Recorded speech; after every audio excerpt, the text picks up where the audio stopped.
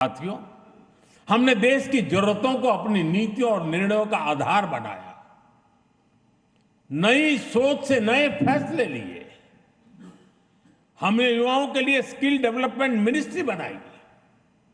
सहकारी क्षेत्र को मजबूती देने के लिए अलग कोऑपरेटिव मिनिस्ट्री बनाई।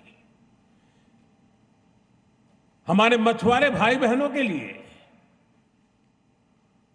अलग फिशरीज मिनिस्ट्री बनाई।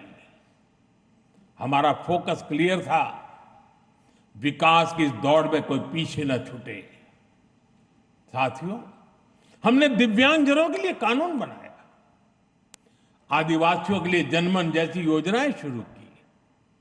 पशुपालकों और मछुआरों को पहले किसान क्रेडिट कार्ड का लाभ नहीं मिलता था, हमने उन्हें भी इस सुविधा से जोड़ा।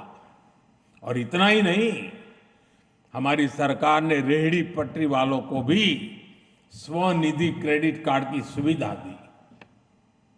साथियों, सवाल यह है कि अगर 12 साल में इतना कुछ हो सकता है तो फिर दशकों तक क्यों नहीं हुआ?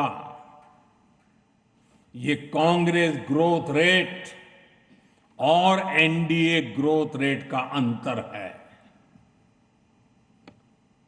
एक व्यवस्था लोगों को इंतजार कराती थी, आज की व्यवस्था परिणाम दिखाती है। एक व्यवस्था काम अटकाती भटकाती थी, आज की व्यवस्था कहती है काम अभी होगा, समय पर होगा और बड़े पैमाने पर होगा।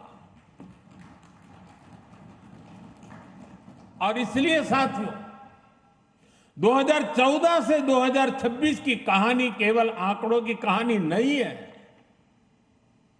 यह उस भारत की कहानी है जिसने पहली बार अपनी पूरी क्षमता के साथ दौड़ना शुरू किया है। वो भारत जो बड़े लक्ष्य तय कर रहा है और इन लक्ष्यों की प्राप्ति के लिए जी तोड़ मेहनत कर रहा है। साथियों, एनडीए के 12 वर्षों की उपलब्धियों की एक और विशेषता है। हमें ये उपलब्धियां वैश्विक अस्थिरता और अशांति के दौर में हासिल हुई है। एक स्थिर सरकार होने का लाभ क्या होता है, ये बार बार इस दौर ने साबित किया है।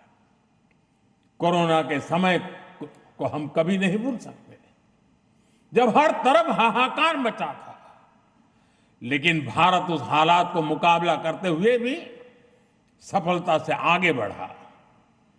साथियों, दुनिया के बड़े बड़े देशों की अर्थव्यवस्थाएं संघर्ष कर रही है, तब भी 2025-26 में भारत ने 7.7% की ग्रोथ रेट हासिल की है।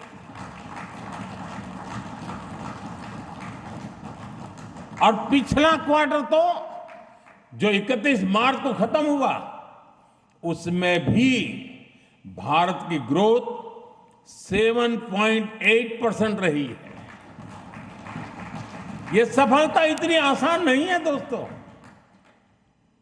हम फ्रेजाइल 5 के कटघरे से बाहर निकलकर आज दुनिया की तेज गति से आगे बढ़ने वाली अर्थव्यवस्था बन चुके हैं।